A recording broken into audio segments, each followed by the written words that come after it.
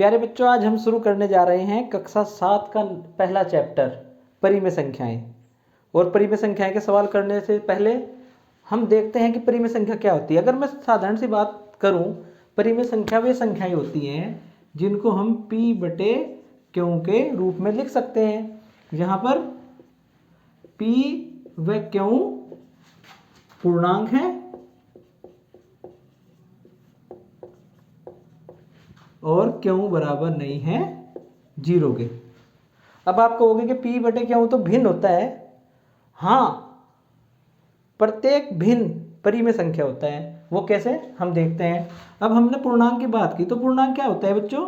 यहाँ 0 से शुरू किया हमने, 0 1 2 3 4 5 ऐसे। और ये जैसे यहाँ पे शून्य है, शून्य के बाद ये हमारी प्राकृतिक संख्याएं होती हैं। इन प्राकृतिक संख्याओं के संगत अगर हम इनके ऋणात्मक पूर्णांक को सम्मिलित कर दें तो वो होता है हमारा पूर्णांक।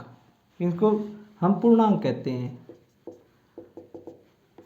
अब देखिए, भिन्न में जो हमारे अंश और हर होते हैं वो सदैव धनात्मक पूर्णांक होते हैं, लेकिन अगर हम परिमेय संख्या की बात करें तो यहाँ पर अंश व हर ऋणात्मक भी हो सकते हैं। केवल हमारा हर जो है वो शून्य नहीं हो सकता, अंश तो शून्य हो सकता है। जैसे हम बात करें 2/3, ये एक भिन्न है और ये एक परिमेय संख्या भी है।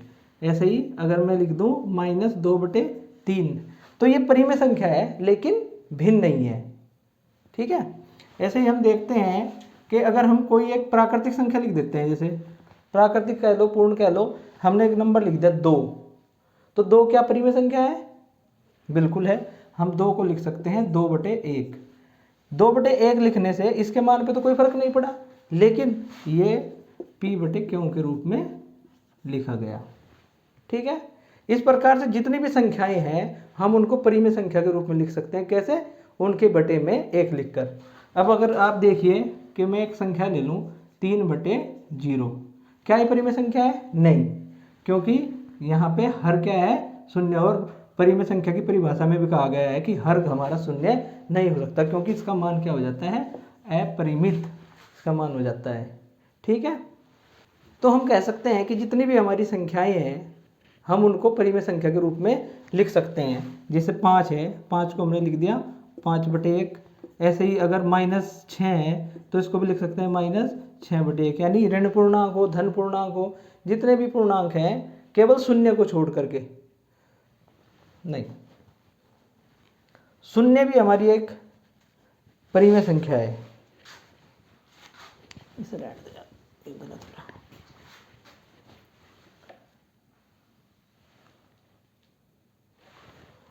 हाँ, शून्य भी एक परिमेय संख्या है। अगर शून्य को मैं लिख दूंगा, क्या लिखूंगा? 0/1, तो शून्य भी एक परिमेय संख्या है। p बटे q के रूप में हम इसको लिख सकते हैं। ठीक है। अब इसके बाद बात आती है हमारे पास धनात्मक परिमेय संख्या।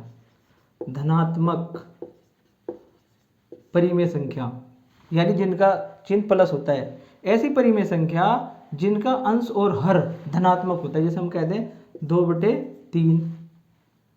ठीक है। और ऋणात्मक परिमेय संख्या, ऐसी परिमेय संख्या अंश और हर में से एक ऋण होता है, जैसे हम कह दें -3/2 या कह दें 5/-3। तो इस प्रकार की संख्याएं भी ऋणात्मक परिमेय संख्या कहलाती हैं। ठीक है। इसके बाद हमारे सामने आता है समतुल्य। समतुल्य, समतुल्य का मतलब आप ऐसे समझ सकते हैं, बराबर से, किसी परिमेय संख्या के बराबर परिमेय संख्या। जैसे मैं यहाँ पे रखता हूँ 4/5, एक परिमेय संख्या रख दी हमने। अब इस परिमेय संख्या को अगर हम अंश और हर में किसी समान संख्या से, शून्य के अलावा किसी समान संख्या से गुणा कर दें, तो जैसे हमने यहाँ पे 2 से ऊपर नीचे गुणा की, हमारे पास आ गया 8/10। तो जो हमारी ये 4/5 थी, ये 8/10 के समतुल्य है। या हम ये कह दें कि 8/10 4/5 के समतुल्य है। इसको हम आगे भी इसकी और समतुल्य संख्या ज्ञात कर सकते हैं। जैसे इसमें ही हम 2 से गुणा कर दें तो 16/20 हमारी समतुल्य परिमेय संख्या हो जाएगी। किसके? 4/5 के। ऐसे और भी निकाल सकते हैं हम। जैसे 4/5 हमारी परिमेय संख्या थी, अब इसमें 3 से गुणा कर दीजिए यानी जिस संख्या से अंश में गुणा करेंगे उससे ही हर में गुणा करेंगे। इस प्रकार से 4 तिया 12 और 5 तिया 15 हम और अन्य अनंत परिमेय संख्याएं हम ज्ञात कर सकते हैं जो इसके समतुल्य परिमेय संख्या होगी। अब हमारे सामने आता है एक और प्रगुण परिमेय संख्याओं का मानक रूप। मानक रूप यानी छोटे से छोटा रूप। जैसे हमारे पास एक परिमेय संख्या है 8/10।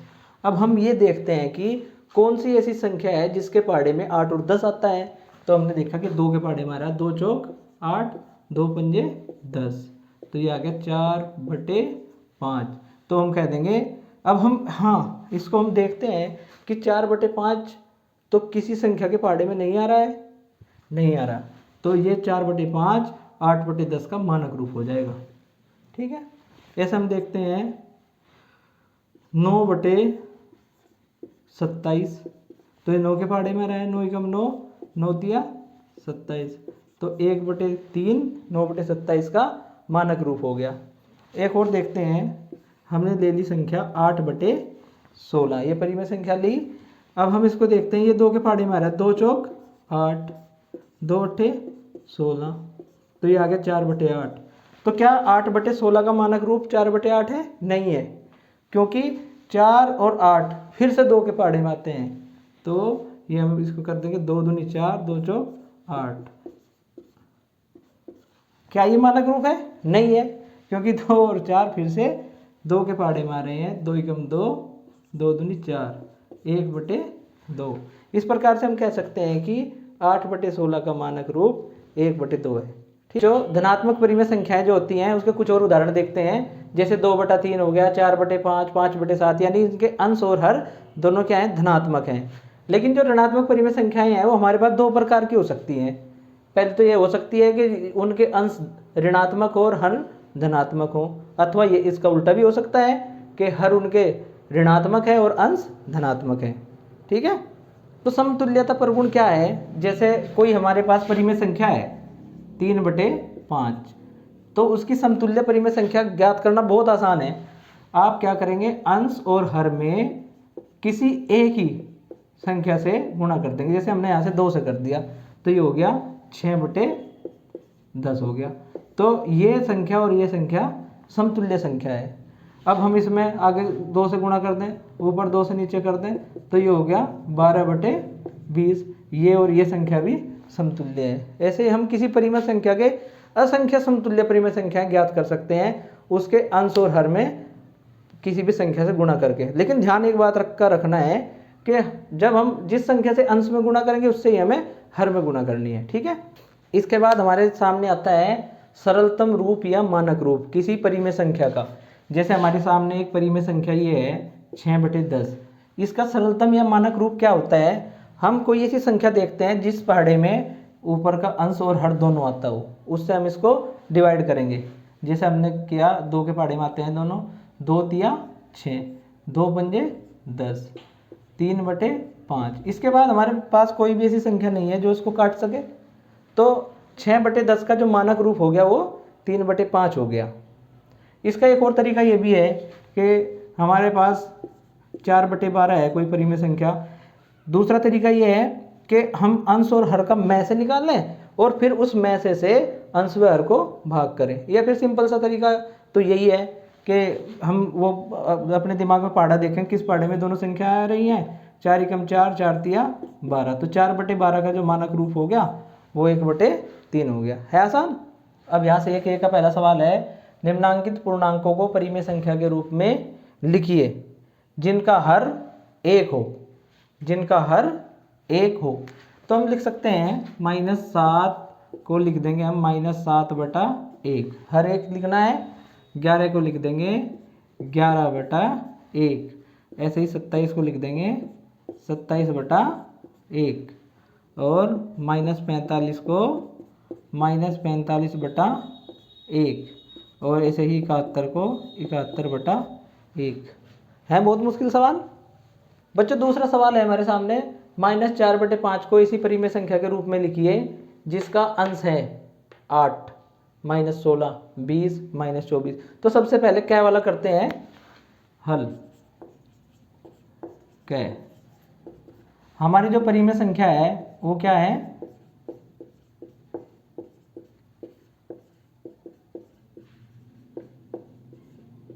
-4/5।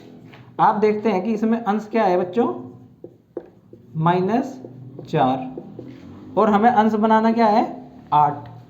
तो इसके लिए आसान, सबसे आसान तरीका 8 बनाने के लिए हम इसे अपने जो परिमेय संख्या का अंश दिया गया है उससे भाग कर देंगे। आप देखते हैं 4 एकम 4, 4 दूनी 8, तो -2 आ गया। अब इस -2 से हम जो हमारी परिमेय संख्या है उसके अंश और हर को गुना कर देंगे और जो हमें चाहिए वो हमें मिल जाएगा। देखते हैं कैसे, -4/5 इसको गुणा किया हमने -2 से, और नीचे हर में भी -2 से गुणा कर दी। अब माइनस माइनस प्लस हो गया, 4 दूनी 8 और 5 दूनी 10, लेकिन प्लस माइनस माइनस, तो ये आंसर आ गया। अब देखते हैं ख। इस बार हमें अंश क्या बनाना है, -16। तो हल करते हैं। परिमेय संख्या क्या है हमारे पास, -4/5। तो वही पुराने वाला तरीका जैसे पहले किया हुआ है। अब हम इस -16 को किससे भाग करेंगे, जो परिमेय संख्या का अंश दिया गया है। माइनस से माइनस कैंसिल, 4 को 4 और 4 चौक 16। तो इसका मतलब हो गया कि हमें अंश और हर में किससे गुणा करनी पड़ेगी, 4 से। तो हमें ये प्राप्त हो जाएगा -16/5 चौक 20। ठीक है। अब देखते हैं दूसरे का गए। अब इस सवाल में हमें अंश बनाना है 20। हल करिए। परिमेय संख्या क्या है हमारे पास,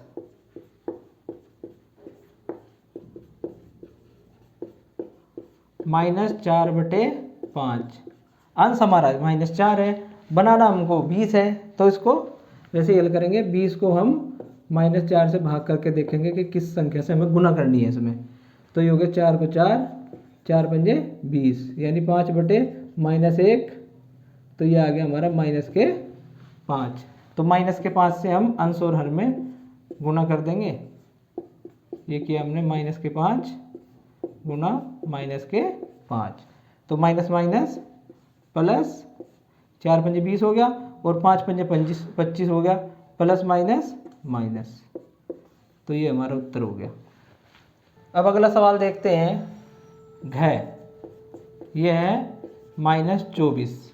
अंश हमें बनाना है -24, और हमारा अंश कितना है, हमारा जो दिया हुआ अंश है परिमेय संख्या में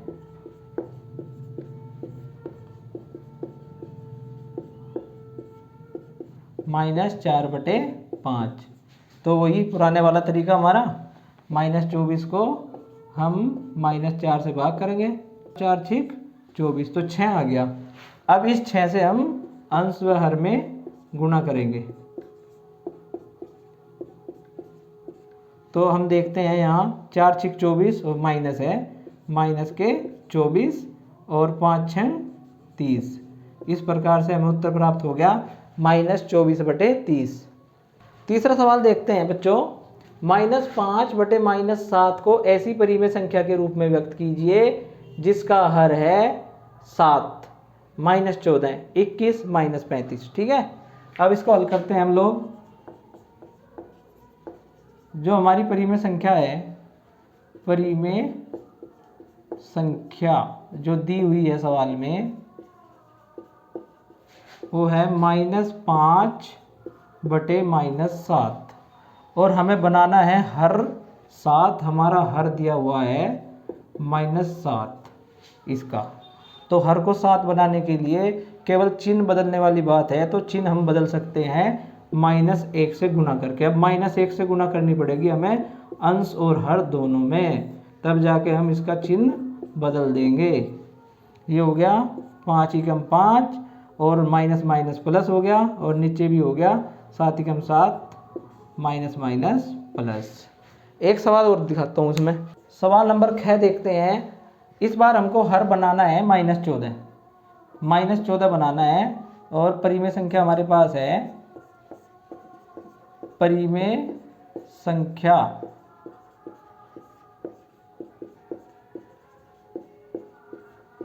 -5/-7। हमारा हर कितना है, -7। हर हमें बनाना कितना है, -14। तो वही रखेंगे हम, जो हमें बनाना है उसको रख दिया ऊपर और अपने वाले को नीचे भाग कर दिया। भाग करने पे हम देखते हैं माइनस से माइनस, 7 दूनी 14। तो 2 से हमें ऊपर नीचे गुना करनी पड़ेगी। ये हो गया भाई -5 गुना 2/-7 गुना 2। तो हमें मिल गया -10/-14 उत्तर।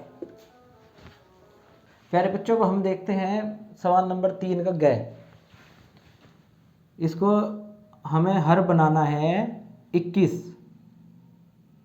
तो उसको हल करिए। हमारी परिमेय संख्या है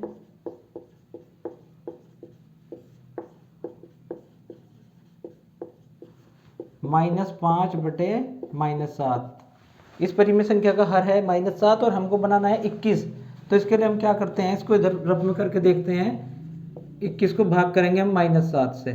हम देखते हैं 7 एकम 7, 7 तिया 21, यानी 3/-1 यानी -3। अर्थात हमें इसमें -3 से ऊपर नीचे गुना करनी पड़ेगी। -3 से अंश में और -3 से ही हर में गुना करेंगे। तो ये हो गया 5 तिया 15 माइनस माइनस प्लस, 7 तिया 21 माइनस माइनस प्लस। तो मैं अभिष्ट परिमेय संख्या प्राप्त हो गई। अगला सवाल है इसको हमें हर को बनाना है -35। परिमेय संख्या लिखिए अपनी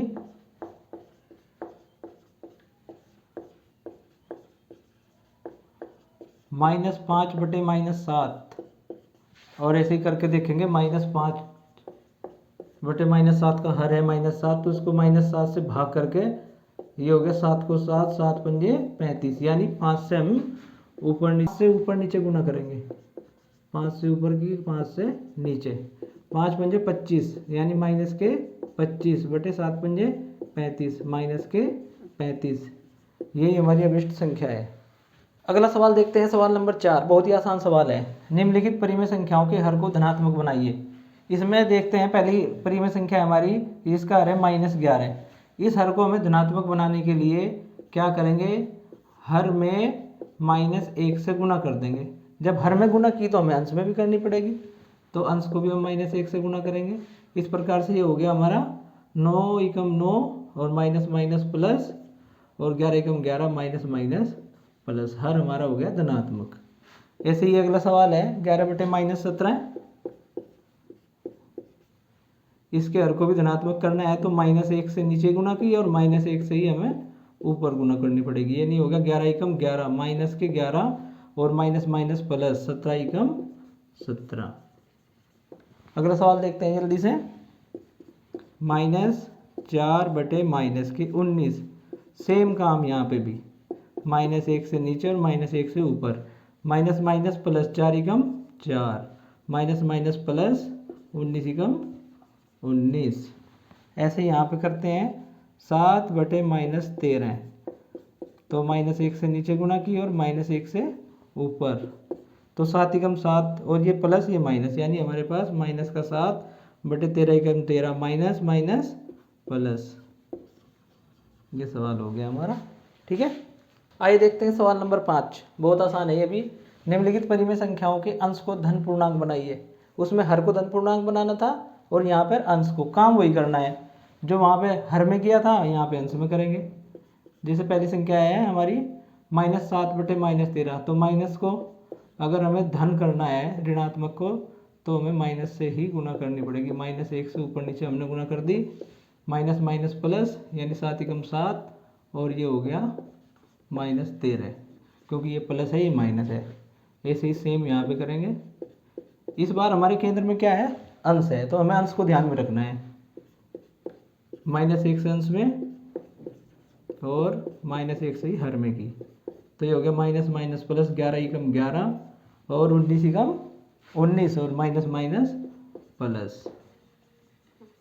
ऐसे ये सवाल हो गया हमारा -18/-23।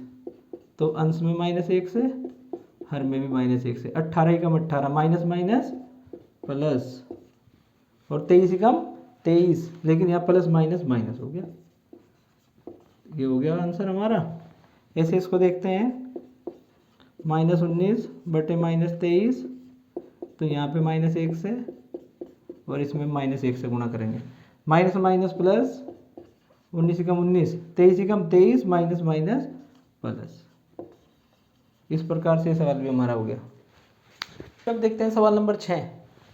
निम्नलिखित में से कौन सी परिमेय संख्या धनात्मक है? तो धनात्मक के लिए हम देखते हैं अंश और हर में से यदि एक भी ऋणात्मक है तो वो ऋणात्मक परिमेय संख्या होगी। अगर दोनों ऋणात्मक है या दोनों धनात्मक है तो वो धनात्मक परिमेय संख्या होगी।